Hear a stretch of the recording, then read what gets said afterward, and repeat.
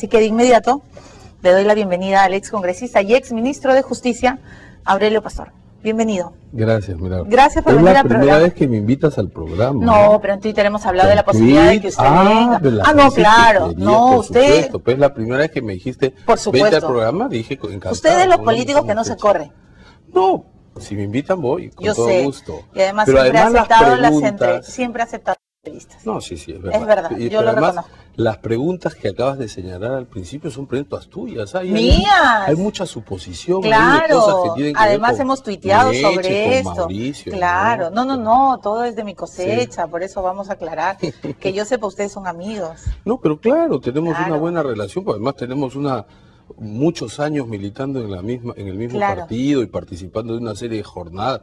Naturalmente hay momentos en que se generan algunas, más que rencillas, diría yo, competencias, porque se acercan algunas fechas especiales, congresos partidarios, elecciones uno quiere internas. ser secretario, el otro director. Así es, y entonces en ese momento, como pasa en todas las instituciones, no solamente en los partidos políticos, pasa en las universidades, pasa en las empresas, pasa en la vida, pasa en TNT. Permanentemente, así que, pero eso no significa que uno no tenga una buena relación, una relación de respeto y una relación de mucha coordinación cuando hay que hacer algo juntos. No, yo sé, hoy día hemos llamado a Mauricio, hemos llamado a Mercedes para que nos cuente secretitos de usted y claro, pues ellos como buenos compañeros disciplinados han dicho, no, Aurelio es... No creo que sea un tema de disciplina, es un tema Ustedes son disciplinados, a mí me encantan los apoyos, porque entre ustedes se protegen. No, mira, lo que ocurre es que a diferencia de otros grupos, porque no voy a hablar de partidos, a diferencia de otros grupos, en el APRA tú estás acostumbrado a tener una larguísima militancia. Entonces, ¿cuántos años tiene usted en el APRA? Desde los 16 años. ¿Y cuántos desde años el año tiene 84. usted? 44. Tengo 44 años. Uy, ya, largo tiempo. Es un largo tiempo, ¿no? Por supuesto. No, es verdad.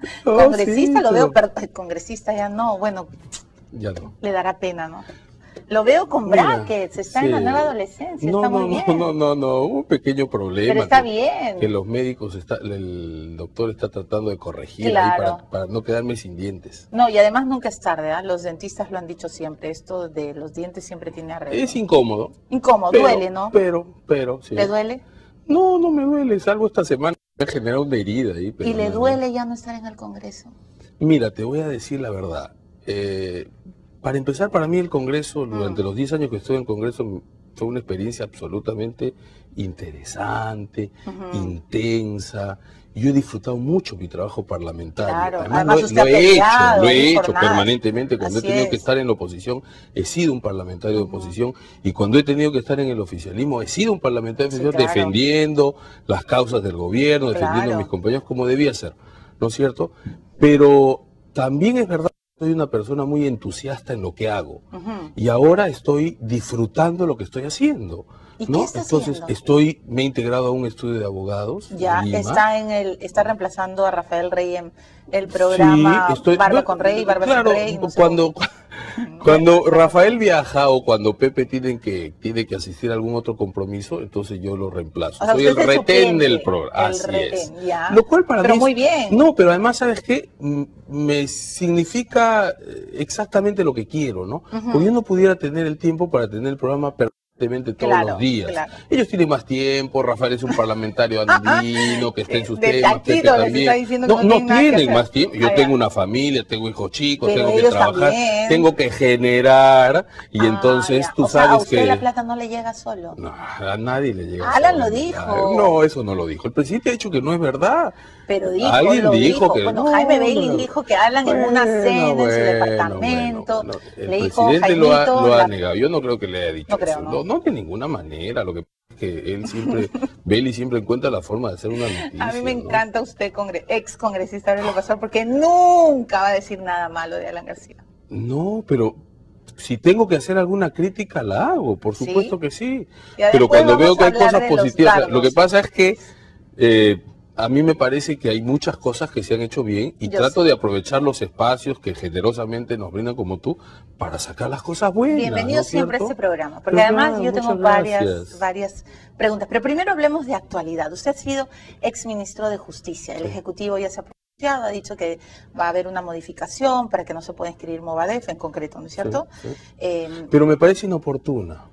Eso le quería preguntar. ¿Qué le parece? ¿Por qué? Porque en este momento en que el Jurado Nacional de Elecciones ha tomado una decisión que ha generado una serie de críticas, presentar un proyecto para que no se pueda inscribir un movimiento con el Movadef, lo que está diciendo es que hay un hueco. Correcto. Si sale en este momento el ministro o algún parlamentario y dice, vamos a presentar un proyecto para que no se pueda inscribir, entonces, en consenso, voy a decir, entonces, mientras no haya ese proyecto, sí me puedo inscribir. Pero si hay un hueco, yo hay creo que taparlo, que eso no es correcto. Hay que corregir. O sea, yo creo que aún, así como están las normas hoy día, no es necesario, no así como están las normas hoy día, ¿se podría inscribir Movadef? No se puede inscribir porque es un movimiento antidemocrático, no creen en la democracia. Los propios representantes en una serie de entrevistas, ahora último, ayer, señalan permanentemente un desprecio hacia la democracia. Pero los miembros del Jurado Nacional no piensan unánimemente lo que usted dice. No tienen por qué pensar unánimemente tampoco. Además, en el jurado también hay algunos que tienen su corazoncito, ¿no? Sí, pero qué mal, pues, porque el Jurado Nacional de Elecciones no es el Perú, finalmente. No es el Perú, y además ellos tienen que cuidar, desde el lugar en que están, la institucionalidad democrática que se expresa a través de los grupos políticos, de los partidos. Y una forma de expresarse es cuando hay grupos que realmente respetan la democracia, el Estado de Derecho, las elecciones, la libertad de expresión, la multiplicidad de opiniones que pueden haber. Entonces, si tienes un grupo que no cree en eso, que no cree en la democracia, que no cree en la libertad que tienes tú de pensar y de opinar lo que creas, y que al contrario es autoritario, es intolerante y ha llegado a ser absolutamente violentista, criminal y sanguinario, ¿cómo puedes permitir que un grupo así se infiltre en el sistema democrático en el Perú? Yo creo que el jurado tiene todas las herramientas para evitarlo, que no necesita una ley. Si más adelante se quiere ajustar en buena hora, pero hoy me parece inoportuno. Ya, pero Cecilia Blume en el Twitter, saludo además a Cecilia, le está diciendo, pero mejor es una ley bien clarita para que no se vaya a malinterpretar. Por eso es mejor aclarar la ley. Mira, y te digo una cosa, cuando fui ministro de Justicia propuse una norma así. La llevé al Consejo de Ministros. ¿Y por qué no? Y el Consejo de Ministros no la aprobó. ¿Por qué? Y hubieron algunas observaciones o algunas dudas de algunos y prefirieron dejarlo ahí. ¿Pero de quién? ¿Quién fue el tonto? Te voy a decir lo siguiente. El Consejo de Ministros no lo aprobó. Pero cuando yo dejé de ser ministro y vino Víctor García Toma, volvió a llevar el mismo proyecto al Consejo de Ministros y el Consejo lo aprobó. Entonces probablemente porque ya había pasado un proceso de reflexión, algunos habían disipado de pronto alguna duda, o quien dijo hoy que ya que vengan dos ministros con la misma idea debe haber algo correcto, se aprobó y se llevó al Congreso, porque el Congreso no lo aprobó, y ahora se ha vuelto a presentar un proyecto similar. Si no me equivoco, Octavio Salazar ha vuelto a presentar un proyecto al respecto. Bueno, ojalá se apruebe, pues, ¿no? Sí, pero hoy decir que hoy falta una norma para precisar, pero no importa, me parece oportuno. Hay que precisar, porque se pronuncie el jurado, que cierre el jurado este capítulo y después que venga el proyecto. Entonces, usted le dice al Jurado Nacional de Elecciones, déjense de tonterías. Lo pueden hacer. Ellos pueden, totalmente pueden, y lo han debido hacer inclusive. Me parece que la decisión que ha tomado es una decisión equivocada, le ha hecho daño a la institución, le ha quitado legitimidad, ¿no? Y eso afecta porque además ahorita se vienen una serie de procesos, ya la gente empezó a recoger firmas y tantas cosas, y el jurado es y además afecta nuestra memoria, Por supuesto que todos estamos indignados. A todos nos ha tocado mucho por supuesto, el terrorismo. A mí Su particularmente. padre fue amenazado, ¿no es cierto? Mira, yo tengo bueno, para empezar, mi ciudad, Tarapoto, estuvo absolutamente sitiada por el MRTA, no por Sendero Luminoso, por el MRTA. Sendero Luminoso se instaló al sur de la región San Martín y el MRTA al norte. Se disputaron naturalmente una zona en donde había una alta incidencia de narcotráfico, en fin. Lo cierto es que la presencia del MRTA fue absolutamente violenta. Asesinaban a gente, asesinaban a algunos porque decían que eran drogadictos, a otros porque decían que eran homosexuales, o sea, con qué derecho se ponían en el papel de jueces de unos y de otros y mataban. Y en una oportunidad, en uno de los capítulos más dolorosos de mi juventud, mataron a un amigo muy cercano a mí porque estaba en una cancha de fulbito jugando con un grupo de chicos y vinieron y mataron a otro. Y entonces él dijo, ya los he visto, ahora los voy a denunciar. No vas a denunciar. ¡Pum! Lo mataron. ¿Y sabes qué? Se murió. Su padre era médico. Lo llevaron de urgencia a la clínica de su padre. Su padre lo operó y se le murió en plena operación.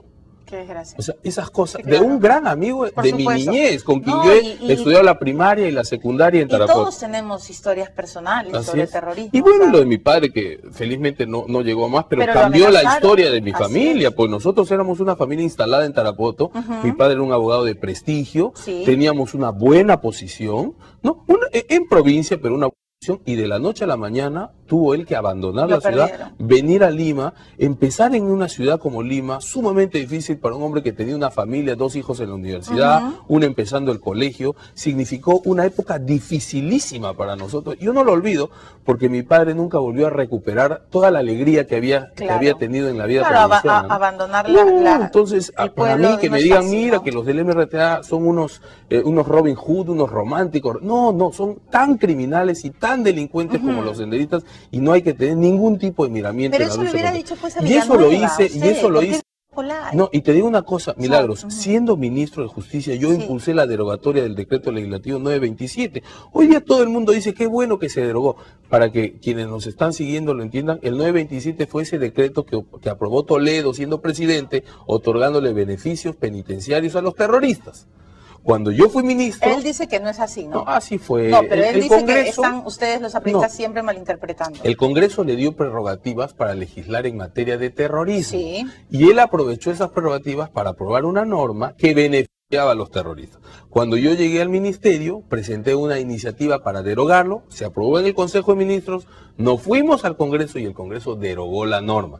Sin embargo, algunos ya se habían acogido a la norma, y como las normas no tienen carácter retroactivo, salvo que lo favorezca, salió el caso de Lori Berenson y otros más que pudieron hacer que sus expedientes sean evaluados. Hoy día ya no pueden. No, pero Lori se fue de vacaciones, ¿no? Sí, se fue de vacaciones. ¿Y qué le pareció de eso? Mal, porque se aplicó incorrectamente la ley. El decreto que fue derogado sigue aplicándose para los que en su momento estuvieron beneficiados de él. Y ahí dice claramente, no procede. Y a usted como abogado, ¿qué le parece este pedido de Crespo de amnistiar a Abimael? No, una locura. Está hablando... No solamente es una locura, es una falta de respeto a la memoria de los peruanos. Yo creo que Crespo y otros deberían guardar el mayor silencio frente a la memoria de la gente que sigue llorando a sus muertos, a sus hijos, a los huérfanos, las masacres, el genocidio y todo lo que generó, porque al final, Milagros, hay quienes cuestionan la actitud que en algunos momentos tomaron miembros de la Fuerza Armada. Hoy, pero las Fuerzas Armadas y las Fuerzas Policiales fueron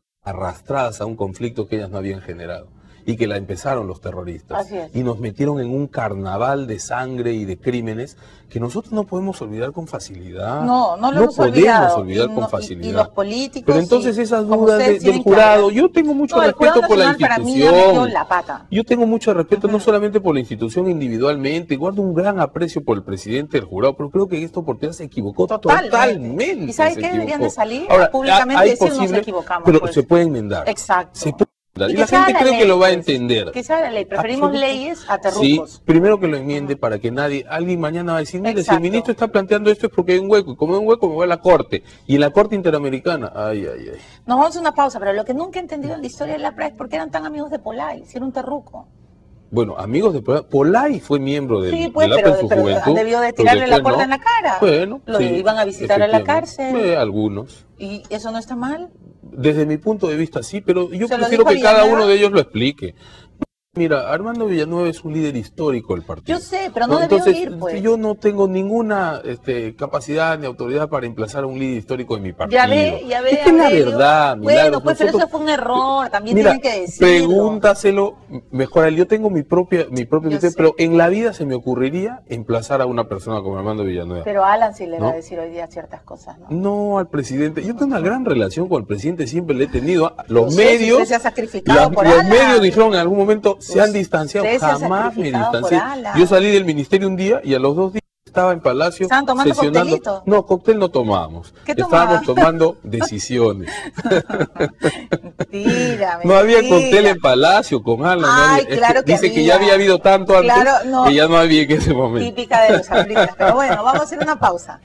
Bienvenido al programa. Estamos con Aurelio Pastor y al regresar hablaremos por qué se sacrificó por Alan García. ¿Qué pasó con el famoso indulto a Crucial? Ya venimos.